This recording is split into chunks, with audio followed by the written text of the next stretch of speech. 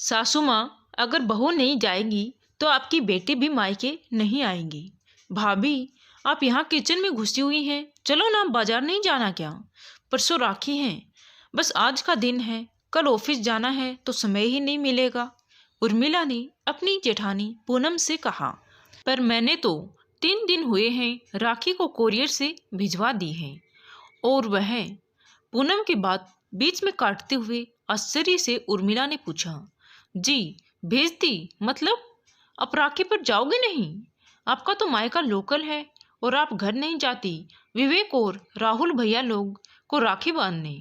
नहीं, मैं 4 साल हो गए हैं राखी और भाई दूज पर अपने मायके नहीं गई हूँ। कहते हुए पूनम की आंखें भर आई, जिन्हें छुपाने के लिए वह सीख की तरफ मुड़ गई। भाभी, आप मुझे बताओ, क्यों नहीं जाती? कुछ गंभीर बात है या फिर आप बताना नहीं चाहती तो मैं आप पर दबाव नहीं डालूंगी, उर्मिला ने पूछा। नहीं, ऐसी कोई बात नहीं है। मम्मी जी का कहना है कि पूर्वी और सोनी आएंगी राखी वाले दिन, तो वह क्या खुद काम करेंगी यहाँ मायके में? तो तुम अपनी राखी भेज दिया करो कोरियर से। मैंने शुरू में कहा भी कि मैं रात को जाकर भाई लोग को राखी बांधकर सुबह सुबह आ जाऊंगी, तो वह तब भी नहीं माने। अब केशव, तुम्हारे भाई साहब को तो मुंह खोलना ही नहीं है, तो क्या करती? या तो क्लेश करती या फिर चुप रहती। तो मैंने चुप रहना ही बेहतर समझा। अब पूनम का जैसे ही बांध टूट गया और वह बिलक पड़ी।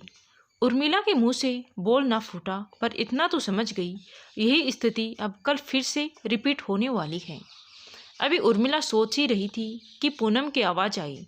मेरे मायके में तो भाई दूज भी मनाया जाता है, पर यहाँ तो ये रीत भी नहीं है, तो मेरा भाई दूज भी बंद करा दिया कि हमारे यहाँ यह रिवाज नहीं है, तो तुम्हें अब इस घर के हिसाब से चलना है। यानी मैं अब अपने भाइयों का तिलक भी नहीं कर सकती। लेकिन पूर्वी हर भाई दूज पर यहाँ आती है।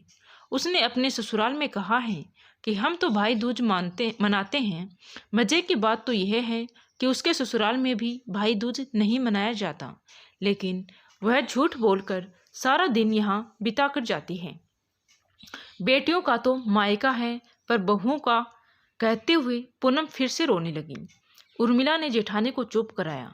उर्मिला की शादी पंकज से 10 महीने पहले ही हुई थी, तो जाहिर है कि उत्साह भी कुछ ज़्यादा ही था। पूनम की शादी हुई 4 साल हो गए। उनकी 1.5 वर्ष की बिटिया भी थी।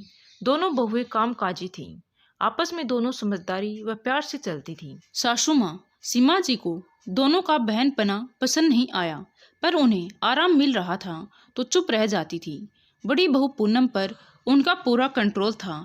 पूनम का पति केशव माँ के आगे जुबान नहीं खोलता था। पूनम ने शुरू में 1-2 बार कहा भी कि मम्मी का रवैया ठीक नहीं है। पूर्वी और सोनी भी आग में घी डालने का काम करती हैं, पर केशव सिर्फ सुनता था। गलत को भी गलत कहने का साहस उसमें नहीं था, तो पूनम ने भी कुछ कहना छोड़ दिया।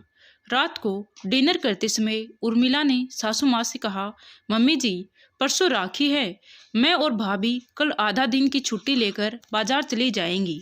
राखी, मिठाई और गिफ्ट भी लाना है, तो कल यह काम करते हुए आएंगे। आपको कुछ मंगवाना हो तो बताएं। सीमा जी ने खाते हुए अपना हाथ रोक लिया। तुमने अपनी राखी अभी तक भेजी नहीं करियर से? पूनम ने तुम्हें बताया नहीं? राखी वाले दिन तुम कैसे जा सकती हो? पूर्वी और सोनी को भी तो आना है।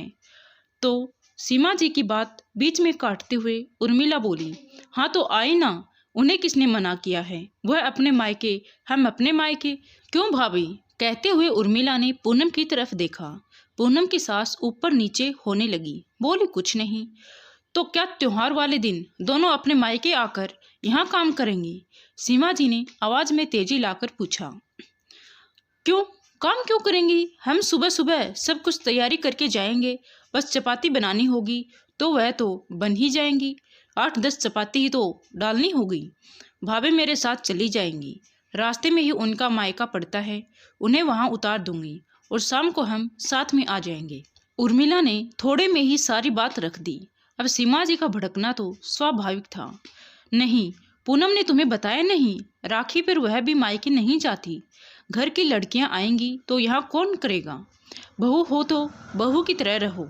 राजेंद्र जी, सीमा जी के पति ने कुछ कहना चाहा तो सीमा जी ने एकदम रोक दिया। यह औरतों का मामला है, आप चुप रहिए। और राजेंद्र जी चुप बैठ गए। मम्मी जी, बहुएं हैं तो किसी की बेटी और बहन भी हैं। क्या बहू को अपने भाइयों का शगुन करने का, तिलक करने का कोई हक नहीं है? आपकी बेटियां और दूसरों की बेटियां, मैं तो जरूर जाऊंगी और भाभी भी मेरे साथ जाएंगी। उन्हें मैं छोड़ दूंगी। और तभी केशव ने गुस्से में कहा, पूनम नहीं जाएगी, और अगर गई तो मुझसे बुरा कोई नहीं होगा। मम्मी ने जो कह दिया सो कह दिया, बाकी तुम्हारा, तुम जानो। और पंकज पंकज एकदम बोला, सही है भैया, दोनों नहीं जाएंगी। और मम्मी, पूर्वी और सोनी दोनों को बोल दो कि वह भी अपनी अपनी राखियां हमें कोरियर से भेज दें। उनके भी तो नंदे मायके आएंगी, तो क्या त्योहार वाले दिन वह अपने घर में काम करेंगी? बिल्कुल नहीं। सब स्तब्ध खड़े पंकज का मुंह देखने लगे। भैया, मुझे तो ताज्जुब हो रहा है। आपको मैं अपना आदर्श मानता था, पर पता नहीं था कि आपकी सोच भी ऐसी होगी। आपको भाभी का कर्तव्य याद है, पर आपका क्या कर्तव्य है वह भूल गए या याद नहीं रखना चाहते। अपनी माँ और बहनों को खुश करने के लिए पिछले 4 सालों से आपने अपनी पत्नी को इस खुशी से दूर कर दिया। क्यों? आपकी बहनें हैं तो उनके भाई नहीं हैं क्या? और मम्मी, आपने बरसों पहले हमारी बुआ जी का आना बंद करवा दिया था। पापा ही जाते थे राखी बंधवाने, तब आपने एक बेटी का यहाँ आना बंद कर दिया था, तो अब बहुओं को जाना बंद करना चाहती हैं।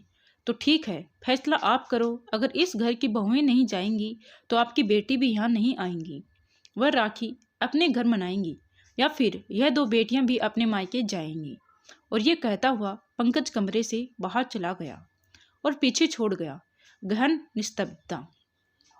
कुछ देर की चुप्पी के बाद राजेंद्र जी ने कहा, पंकज ठीक बोल रहा है, और अब दोनों घर की बेटियां अपने अपने मायके जाएंगी। जाओ तैयारी करो। ये सुन पूनम और उर्मिला खुश होकर अपनी तैयारी करने चली गई। धन्यवाद दोस्तों। कहानी अच्छी लगी हो तो प्लीज़ लाइक, शेयर और सब्सक्राइब जरूर करें, और कमेंट करके ज़रूर बताएं कहानी कैसी लगी। Thank you.